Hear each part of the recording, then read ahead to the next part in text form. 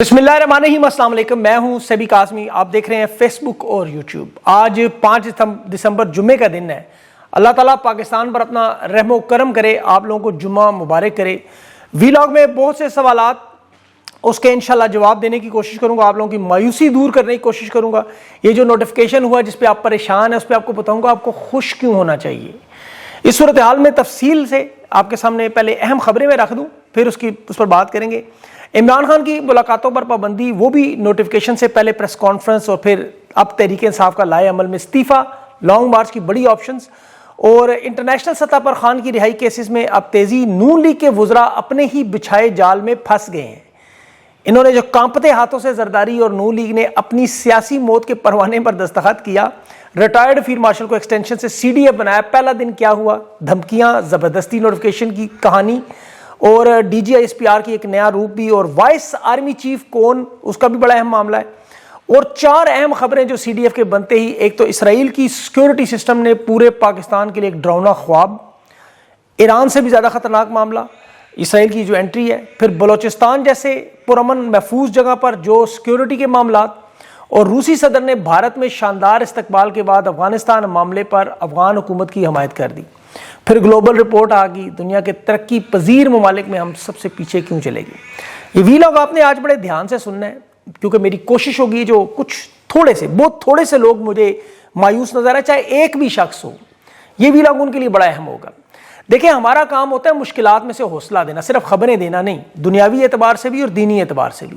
मुश्किलात में हम अल्लाह से रुजू भी करते हैं, कुरान से रहनुमाई लेते हैं, दुनिया की तारीख को देखते हैं, फिर उस बुनियाद पर पाकिस्तान का माजी, हाल और फिर मुस्तकबिल का सोचते हैं। यही सारा असल में काम है। तो इसमें आपने ज़हन में ये रखना है कि सबसे पहले जो आसिम मुनीर साहब का मंसूबा अगले 5 साल के लिए सीडीएफ बनना था, फील्ड मार्शल भी ये हैं, आर्मी चीफ भी ये हैं, और स्ट्रेटेजिक कमांड के हेड भी हैं, सारे ओहदे इनके पास। तो फिर ताहयात इस्तिस्ना क्यों लिया? इतनी ताकत रखने के बाद खौफ क्या है कि मुझे ताहयात इस्तिस्ना दे? ये कानून क्यों बनवाया? इसकी जरूरत क्या है? इस्तिस्ना की तो जरूरत नहीं होनी चाहिए ना, इतनी ताकत आपके पास हो। देखिए, 2 प्लान थे, एक आर्मी चीफ बनना, सीओडी बनना, तीनों अफवाज को कंट्रोल में लेना, 5 साल मुद्दत मुलाजमत तक की, ये तो हो गया, लेकिन साथ इस्तिस्ना भी लेना। अब आप खुद सोचें कि अगले चंद महीनों में ऐसा क्या होगा कि इतना खौफ है, इनके ज़हन में क्या है, और वो होना क्यों लाजमी है। ये लॉ ऑफ नेचर है, कुदरत का कानून। ज़मीनी हकाइक भी बताता हूँ और तारीख भी और मुस्तकबिल भी। देखें, आपके लिए कोई दिन बड़ा आएगा, कोई दिन छोटा आएगा, किसी दिन आप गालिब होंगे, किसी दिन मगलूब होंगे, किसी दिन मजबूर होंगे, किसी दिन कमज़ोर होंगे, कभी ताकतवर। ये लड़ाई आसाब की और बयानिए की लड़ाई है। कमज़ोर लोगों का तो वैसे ही काम नहीं है, क्योंकि देखिए जो कुछ आगे होगा इंशाल्लाह उससे आपको हौसला और ताकत चाहिए आपके लिए। अब अडियाला जेल से अगर तो इमरान खान देखें हाथ उठा ले, आसान हल है, बड़ा आसान हल कि ये मेरी बस होगी, फिर तो आप सब भी खामोश है, हम भी निज़ाम को कबूल कर लेते, चलते रहे। लेकिन जब तक खान खड़ा है ये उम्मीद कायम है, फिर इन्हें इस्तिस्ना ज़रूरत पड़ेगा। ये मेरी बात याद रखें। परवेज़ मुशर्रफ और जनरल कियानी के दरमियान 3 महीने का फ़र्क था, सिर्फ 3 महीने। यहाँ 3 से 6 कर लें आप, हो सकता है पहले कर लें। बंदा देखें, 1 करोड़ हो, 10 करोड़ हो, ये अपने अपने ईमान के हिस्से की जिद्दोजहद, अपनी भी तो आखिरत देखनी है ना हमने। हमारे लिए तो सबसे बड़ा मामला यजीद की बैत, वो कभी नहीं हो सकती, सवाल ही नहीं पैदा हो। अल्लाह के काम है वो तो 313 को 1000 से मुकाबला अबाबिलों से अब्राहम के हाथी मरवा दे। हमें सिर्फ इस पूरी जिद्दोजहद में मायूसी से बचना है, मायूसी से। और मैं आपको ज़मीनी हकाइक भी बताता हूँ। ये देखें, जो सूबेदार हैं, हवलदार हैं, ये फैसल वाडा, मुनीफ फारूक जैसे, ये तो आपको पैगामात वही देंगे, फाड़ देंगे, चीर देंगे, ये कर देंगे, वो कर देंगे। आप तो इसके आदी हो चुके हैं, सब कुछ जो करना था कर ले। बाकी जनरल ज़िया के दौर का आपको एक लतीफ़ा सुनाऊं। एक शख्स साइकिल पे जा रहा था, उसकी टक्कर हुई मोटरसाइकिल पे बैठे फौजी कैप्टन के साथ। बंदे ने उतरकर फौजी कैप्टन को फेंटी लगा दी कि उसने गाली दी। लोग इकट्ठे होकर पुलिस आ गई। पुलिस ने जब उसे गिरफ्तार किया तो साइकिल वाले से पूछा, भाई तुमने क्यों मारा इसे?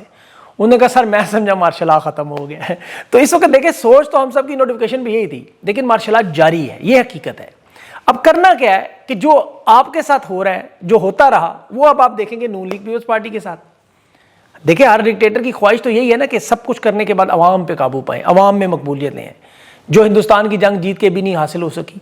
तो चीखें अब आपकी नहीं होंगी, चीखें अब इनकी होंगी, लाने वालों की, और ये आपस में होंगी, सहूलतकारों की भी होंगी। वाइस चीफ का इंतजार करें। अभी नून लीग और पीपल्स पार्टी ने अपनी सियासी मौत के वारंट पे दस्तखत किए हैं। ये इनके अपने लोगों के मैं अल्फाज बता रहा हूं। इनके लिए तो आईएमएफ की 5 या 6 खरब की रिपोर्ट ही काफ़ी है। باقی تو گلوبل گورننس جو پاکستان جنگ زدہ ممالک سے رینکنگ میں نیچے گیا، جس کا خود آرمی چیف نے کہا کہ یہ ذمہ دار ہے، اور 6% جی ڈی پی جو کرپشن کی وجہ سے ترقی نہیں ہو رہی اس کی بھی ذمہ داری ہیں. تو ان کی تو وہ ابھی ساری مجبوریاں ہیں، وہ مجبوریاں ختم ہونے والی ہیں. آپ دیکھیں کہ حالات کیا ہیں. آرمی چیف دیکھیں 28 تاریخ کو ریٹائر ہو گئے، یہ سب کو پتہ ہے. نوٹیفیکیشن آیا 4 نومبر کو.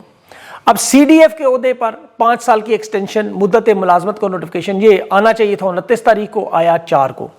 یہی لوگ جو گنڈا پور کے استعفے میں آپ کو یاد ہوگا نقطے کامیں ڈھونڈتے رہے، یہاں آصف زرداری نے ٹویٹر پہ جو ٹویٹ کی نوٹیفیکیشن کی یہ تاریخ ہی نہیں ہے، کیونکہ مسئلہ ہی تاریخ کا ہے. اب شہباز شریف کی جو 101 آخری ملاقات تھی جس کے بعد سب طے پایا، حالانکہ آرمی چیف جاتی عمرہ بھی گئے، ندیم انجم بھی آیا، وہ سارا میں آپ کو بتا چکا ہوں.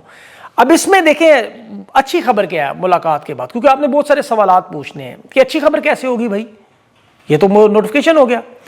آپ یہ سوچیں کہ فوج اور نون لیگ پیپلز پارٹی کے درمیان کیا وہی قربت تھی جو 3 سال پہلے ہے؟ بالکل بھی نہیں.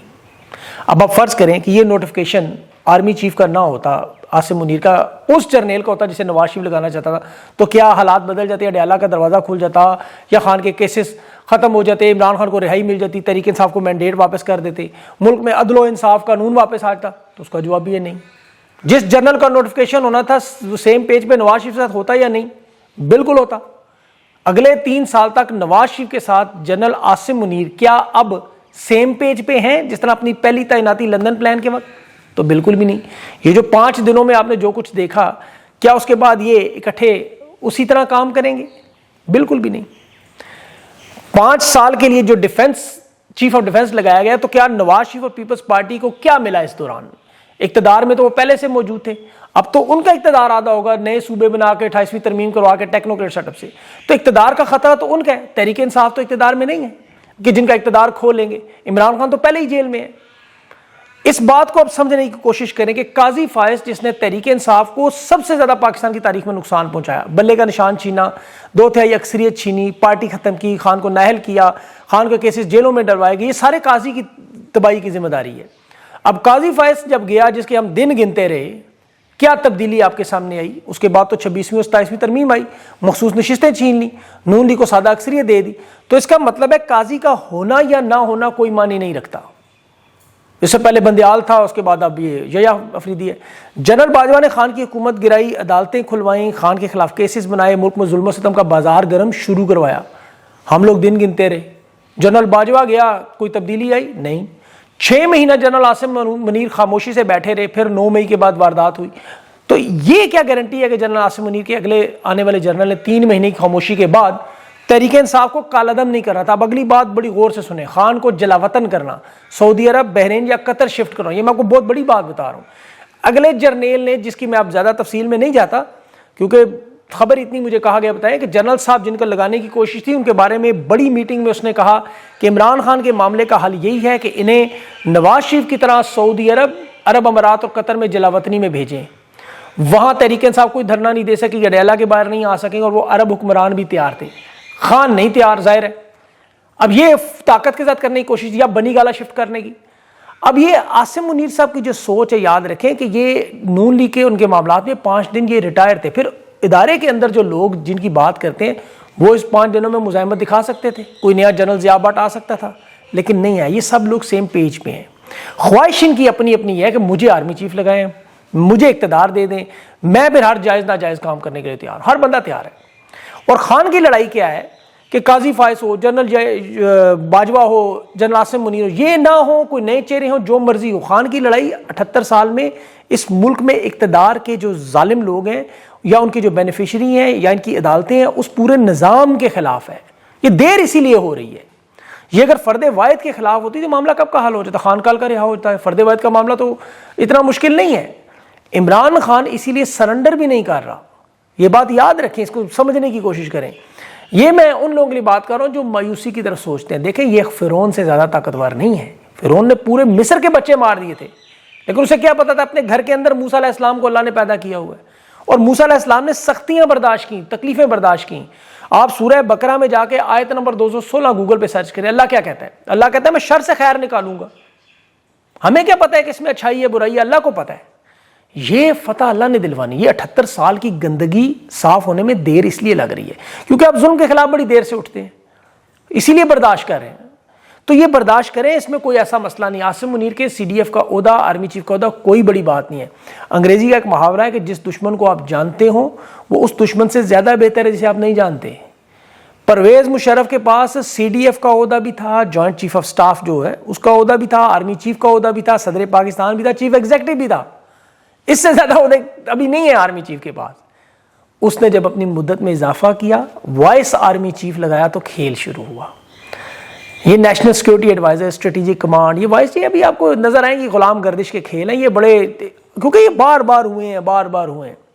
ہر ڈکٹیٹر یہ سوچ کے آتا ہے میں تو جاؤں گا ہی نہیں کبھی, پھر جاتا ضلالت سے اور اپنے ساتھ حامیوں کو بھی لے جاتا ہے, کبھی کبھی تو پورا جہاز بھی ساتھ لے جاتا ہے. پرویز مشرف نے تو 26ویں 27ویں ترمیم سے بڑا کام کیا ہوا تھا. یہ پی سی او کے وہ آپ کو پتا ہے جج وہ کدھر ہیں آج, مارشل لا کا نظام کدھر ہے؟ یہ لا آف نیچر ہے, قدرت کا قانون. ضیاء الحق 10 سال بیٹھنے کے لیے آیا, یا خان ہتھیلی پہ کہا میں مشرقی پاکستان ایسے جانتا ہوں, ہوا پھر کیا؟ تو یہ اس چیز کو آپ ذہن میں رکھیں ساری باتوں کو. تحریک انصاف کا معاملہ دیکھیں, انہوں نے خان کی ملاقاتوں پہ پابندی لگا کے انٹرنیشنل بیانیہ دے دیا ہمیں کہ جی خان کی بہنیں سیاسی گفتگو کر. یہ تارڑ وہ جو ضیاء الحقی کر رہا تھا, ضیاء الحقی ایک لفظ ہے, خط لکھنے کی ضیاء الحق نے اجازت دی نا 6 لوگوں تک جائے, انہوں نے وہ کیا. یہ ویسے وہ لوگ ہیں جو ڈکٹیٹر کے آئین غلاظت اور پیشاب سے پیدا ہوتے ہیں, یہ سب جانتے ہیں. خان سیاسی گفتگو نہیں کرے, بس سیاسی گفتگو نہیں کرے گا تو آلو گوشت کی ترکیبیں وہ اڈیالہ جیل میں بیٹھ کے بنائے گا. انہوں نے صورتحال کو اپنے لیے کشیدہ اور خطرناک بنایا اور بیانیہ دے دیا پی ٹی آئی کو انٹرنیشنل سطح پر, یاد رکھیں. اب اس میں دیکھیں ایک تو قومی اسمبلی اور سینٹ کی نشستوں کے استعفے, اور دوسرا یہ جو 7 دسمبر کو لانگ مارچ کا اعلان. سہیل افریدی فرنٹ فٹ پر کھیلنے کی بات کر رہے ہیں, اس پہ انہوں نے نہ فٹ رہے گا نہ فرنٹ رہے گا, گورنر راج کی دھمکیاں اور نہ علی کی باتیں کی. اچھا یہ ذرا غور سے سنیں, یہ خدا نخواستہ معاملہ پھر صوبے کی علیحدگی کی طرف جائے. اگر انہوں نے یہ کیا, طاقت کا استعمال کیا, کیونکہ مشرقی پاکستان کا یہ تجربہ خیبر پختونخوا کے حالات میں, اور یہ ذہن میں رکھیں میں افغانستان کے تناظر میں کہہ رہا ہوں کہ روس کے صدر نے ابھی ہندوستان میں بیٹھ کے کہا ہے کہ افغان طالبان حکومت کی ہم مکمل حمایت کر رہے ہیں. ہندوستان کے ساتھ پہلے یہ ہے, اب روس بھی کھڑا ہوگا, چین بھی ان کی حمایت کرتا ہے. اب کریں ان کے ساتھ لڑائی اور بھگتیں, پھر یہی ہوگا جو میں نے آپ کو بتایا. اور بلوچستان کو تو میں آگے چل کے آپ کو بتاتا ہوں وہاں کیا ہو رہا ہے. اب آپ یہ سوچیں کہ عوام نکل آئی. 1968 میں دیکھیں ایوب خان ایسے ہی مضبوط پوزیشن پہ تھا, 20 لاکھ لوگ نکلے, وہ استعفیٰ دینے پہ مجبور ہو گیا. خیبر پختونخوا کی 4 کروڑ کی آبادی ہے, 4 کروڑ کی, بلکہ سے زیادہ ہے. ابھی بلوچستان کے رہنما ہیں صدام تنی, اس نے ایک بات کی کہ تربیلا ڈیم بند کریں, صوبائی شاہراہیں بند کریں, جیم کریں غیر معینہ مدت تک, تو 24 گھنٹوں کا معاملہ حل ہے. بالکل درست کہا. خرم زشان نے کہا نہیں, صرف یہ نہیں بند کرنا, پورا ملک بند کرنا ہے. یہ انٹرنیشنل دنیا کے سامنے خان کی ملاقاتیں بند کر کے یہ بتا چکے ہیں کہ پاکستان بدترین سیاست میں استحکام کا شکار ہے. آرمی چیف نے, سی ڈی ایف نے اپنا پہلا بیان کہہ دیا اڑان بڑھیں گے, اڑان. یہ حکومت خان کی گرانے کے بعد بھی بیان ویسے ہی تھا. پھر آرمی چیف نے 2 سال پہلے بھی ایس آئی ایف سی پہ بھی اڑان بھرنے کی بات کی کہ جی $25 ارب آئیں گے, 10 ارب واپس نہیں کریں گے اور 15 واپس کر دیں گے. ملی ایک دمڑی بھی نہیں. جہاں جاتے ہیں مانگنے وہ کہتے ہیں پہلے پچھلے کڈو. سعودی عرب امارات آج نکالیں تو یہ منجی ہے.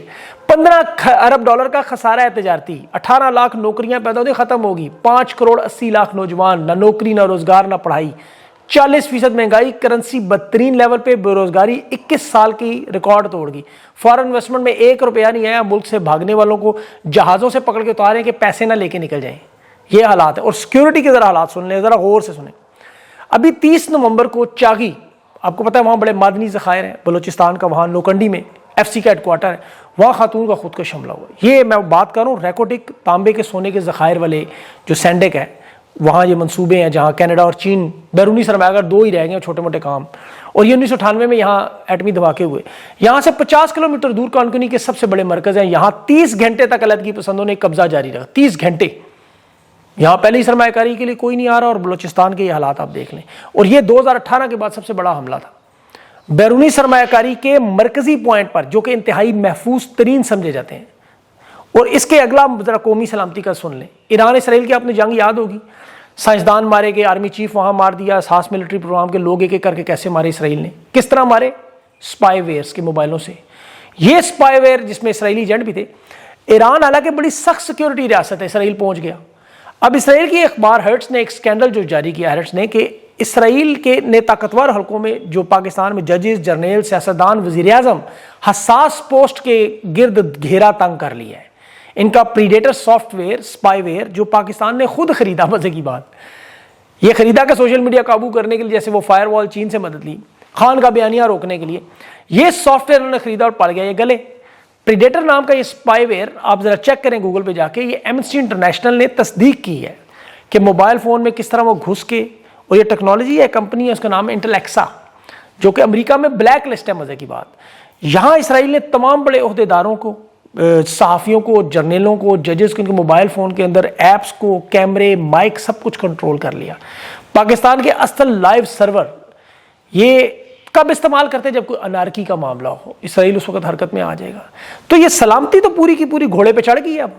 اب آپ خود فیصلہ کریں کہ معاشی صورتحال, سلامتی کی صورتحال, پڑوسیوں کے ساتھ تعلقات, خارجہ پالیسی, ملکی معیشت, بے روزگاری, عدم استحکام, تو کریں نوٹیفیکیشن دھڑا دھڑ, جتنا دل کرتا ہے پوری لگا لیں, چھاپا خانہ لگاتے رہے, نوٹیفیکیشن 50 سال کے کروا لیں, تو اگلی قیامت تا قیامت تک کروا لیں. فرق کیا پڑنا ہے؟ کچھ بھی نہیں پڑنا. اب اس صورتحال میں آپ لوگوں کو صرف اپنا حوصلہ اکٹھا کرنا ہے, ان چیزوں کی کوئی پرواہ نہیں کرنی. 50 سال کا بھی کروا لیں. اصل مسئلہ اس اقتدار کے, اس پوری جو میں نے ابھی بیان کیا اس مسئلے سے, یہ فرد واحد 2-4 لوگوں کا معاملہ نہیں ہے. دعا اللہ سے آپ ایک کیا کریں, جہاں جمعے کا دن ہے, کہ اللہ تعالیٰ عمران خان کو لمبی زندگی دے, اس کو صحت دے, کہ ایک شخص اس پورے نظام کے سامنے کھڑا ہوا ہے, اس کا ساتھ دیں جب تک زندگی ہے. باقی جو ہونا ہے نہیں ہونا یہ وہ جانے, اس کے کام ہی ہے, ہمارا کام ہی نہیں ہے. اپنا خیال رکھیں. مجھے اگلے ویڈیو تک کے لیے اجازت دیں. اللہ حافظ.